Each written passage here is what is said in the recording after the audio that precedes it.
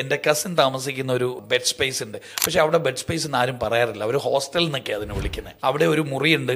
ആ മുറിക്കകത്ത് കയറി കഴിഞ്ഞാൽ നിറയെ പുസ്തകങ്ങളാണ്. അവിടെ അവർക്ക് വിശുദ്ധ ഖുർആനുണ്ട്, പഠിക്കാനുള്ള പുസ്തകങ്ങളുണ്ട്, ജീവിതത്തിൽ സക്സസ്ഫുൾ ആകാനുള്ള ഒരുപാട് ബുക്കുകളുണ്ട്. അവിടെ കമ്പ്യൂട്ടർ ഉണ്ട്, സിസ്റ്റം ഉണ്ട്. അവിടെ വർക്ക് ഫ്രം ഹോം ചെയ്യാനായിട്ടുള്ള ഒരു ഏരിയ ഉണ്ട്.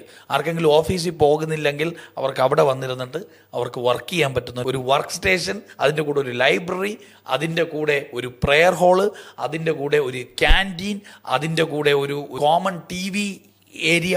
ആ ഏരിയയിൽ അവിടെ ഇരുന്ന് TV കാണും. ഇതെല്ലാം ചെയ്യുന്നത് ഓരോരോ ചെറിയ മുറിക്കകത്താണ്. ഒരു 5 ബെഡ്റൂം വില്ല അല്ല, ഇതെല്ലാം ഓരോരോ ചെറിയ ചെറിയ മുറികളാണ്. ആ മുറികളെ അവർ ഒരു വീടാക്കി മാറ്റി, ട്രാൻസ്ഫോം ചെയ്തു. വൈകുന്നേരം അവർ പുറത്തിറങ്ങി ഒരുമിച്ച് കളിച്ചിട്ട് അവർ എക്സസൈസ് ചെയ്യും.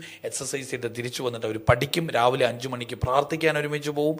പ്രാർത്ഥന കഴിഞ്ഞ് ഒരുമിച്ചിരുന്ന് ഒരു വേദഗ്രന്ഥം വായിക്കും. അത് കഴിഞ്ഞ് ആ പഠിച്ചത് പ്രാക്ടീസ് ചെയ്യിക്കാനായിട്ട് ഓരോരുത്തർ അതിനെക്കുറിച്ചിട്ട് അവരുടെ കാഴ്ചപ്പാട് ഷെയർ ചെയ്യും. അങ്ങനെ ഒരു വീട്ടിൽ എത്രത്തോളം അച്ചടക്കത്തോടെ ജീവിക്കാം, അത്തരത്തിൽ അച്ചടക്കത്തോടെ ജീവിക്കുന്ന വീടുകൾ, മുറികൾ, ലേബർ ക്യാമ്പ് നമുക്കുണ്ട്. നമ്മളെ കേൾക്കുന്ന ബിസിനസ് ഓണേഴ്സ് 100-150 ദിർഹംസേ ആവുള്ളൂ നല്ലൊരു ലൈറ്റ് മേടിച്ചു കൊടുക്കാനും, ഒരു കട്ടൻ ഇട്ട് കൊടുക്കാനും, ഒരു കാർപ്പറ്റ് ഇടാനും, നല്ലൊരു എയർ പെർഫ്യൂം മേടിച്ചു കൊടുക്കാനും, നല്ല കുറച്ച് ക്ലോത്തൊക്കെ മേടിച്ചു കൊടുക്കാൻ കുറച്ച് പൈസ ആവുള്ളൂ.